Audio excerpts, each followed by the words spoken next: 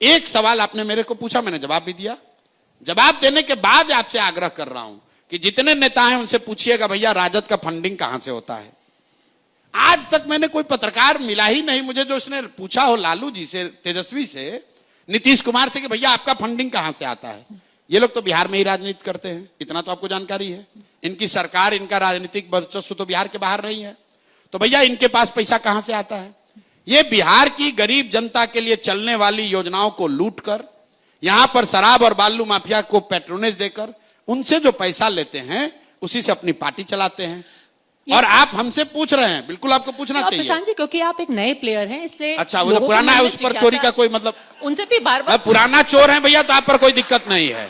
नया नया अगर आए तो आपसे पूछा जाएगा कि आप चोरी कर रहे हैं कि नहीं। पुराने लोग हैं तो भैया आप खुल के चोरी करते रहिए। मैं इसका कॉन्टेक्स्ट बताती हूँ, क्यों फंडिंग की बात होती है। पूछा है, मैं उसका कॉन्टेक्स्ट भी क्लियर कर रही हूँ जी, कि अभी जो एस्टैब्लिश पार्टीज है उसके सामने आप चुनाव लड़े, 2.5 साल से आप यात्रा कर रहे हैं, बहुत एक्सपेंसिव एक्सरसाइज भी ये होती है।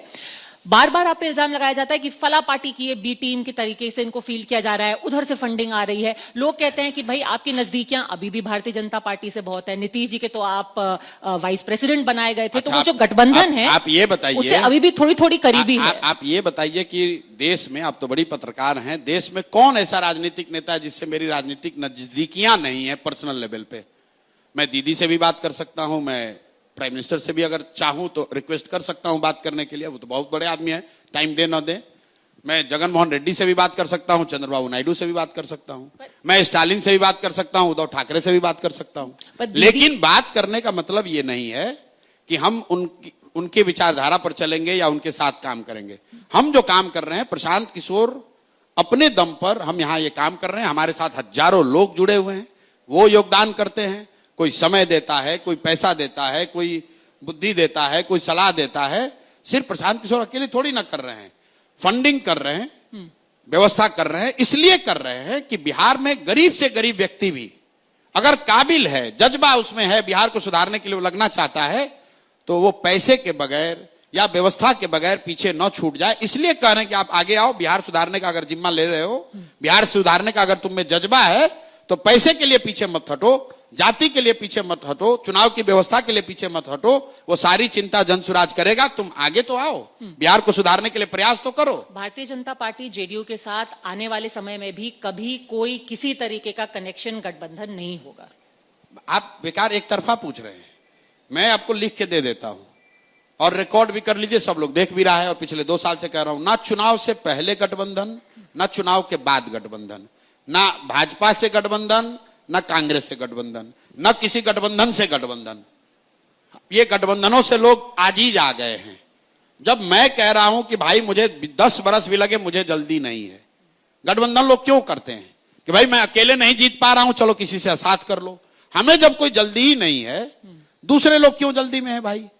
जो देखना चाहते हैं भाई, आप नया चेहरा है, प्रॉमिसिंग तो लोग अगर देखना चाहते हैं तो अभी 3 महीना में वोट देके जनसुराज को जिता देंगे। ठीक है, अगर जब जिता देंगे तो आप मुख्यमंत्री पद के लिए आप ही होंगे ना? बिल्कुल नहीं, बिल्कुल नहीं। इसकी क्या मतलब, लोगों ने कहा कि बारे दल बनाएंगे तो यही अध्यक्ष बनेंगे। हमको लालू यादव समझ रखे हैं कि मतलब हम बनेंगे, अब हमारे बाद हमारा बेटा बनेगा, उसके बाद उसका बेटा बनेगा। जनसुराज प्रशांत किशोर का दल नहीं है, ये बिहार के 1 करोड़ लोगों का मिलकर बनाया गया प्रयास है।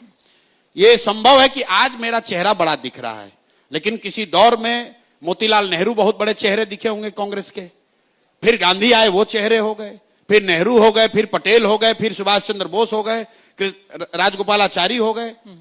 अरे भाई, प्रशांत किशोर आज के दौर में जनसुराज के चेहरा हो सकते हैं। हमसे काबिल हजारों लड़के हैं जो इस प्लेटफॉर्म पर आएंगे और आने वाले समय में, काल में हमसे ज्यादा नाम और हमसे ज्यादा प्रतिष्ठा कमाएंगे। मनोज भारती यहां प्रेसिडेंट बनेंगे, ये क्या किसी ने गेस किया था? क्या किसी ने गेस किया था कि उदय जी बनेंगे? तो जब अभी तो आपने कहा कि हम लोग का कोई चांस ही नहीं है, अभी आप मुख्यमंत्री बनाने लगे। अभी तो आप कह रहे भाई आप तो, आपका कोई चांस ही नहीं है। नहीं, मैंने ऐसा नहीं कहा कि चांस नहीं है। अच्छा, है ना? आपके कितने चांस? चलिए, आप मान रहे हैं ना कि है। बिल्कुल है। तो चलिए, आप माने, इसके लिए धन्यवाद।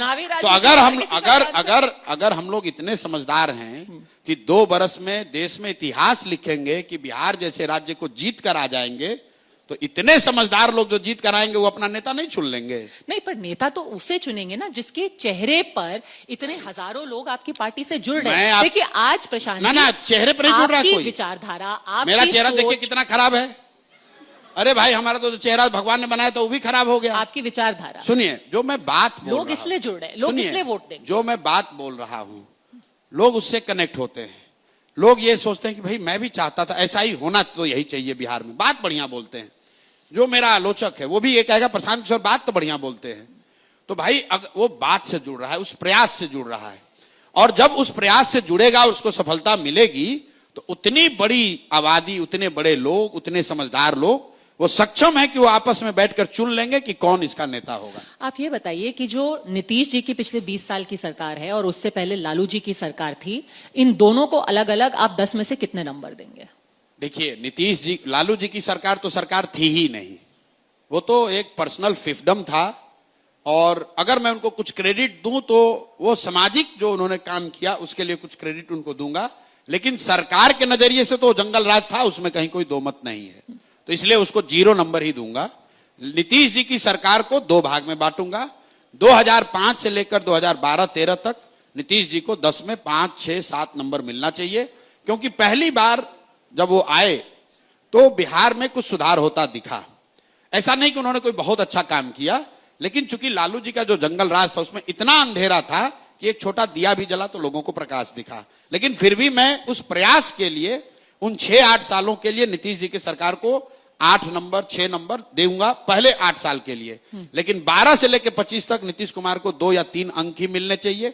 2 या 3 अंक सिर्फ इसलिए दे रहा हूं कि काम तो उनको भी 0 ही देता है। 2 और 3 इसलिए दे रहा हूं कि कम से कम वापस से अपहरण, रंगदारी उस लेवल पर नहीं पहुंचा है जिस लेवल पर लालू जी के राज में था।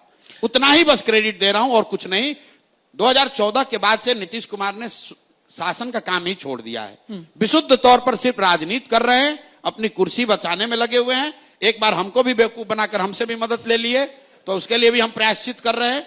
लेकिन मैं आपको बता दूं कि 2014 के बाद नीतीश कुमार की एकमात्र प्राथमिकता है कि मैं कुर्सी पर किसी तरह बना रहूं।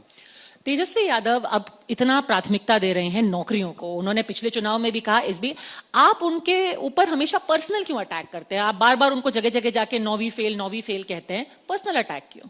अब आप हमको रणनीतिकार बोल रहे हैं कि नहीं बोल रहे हैं? बिल्कुल बोल रहे हैं। दुनिया बोल रही है। ये पर्सनल अटैक तो नहीं है।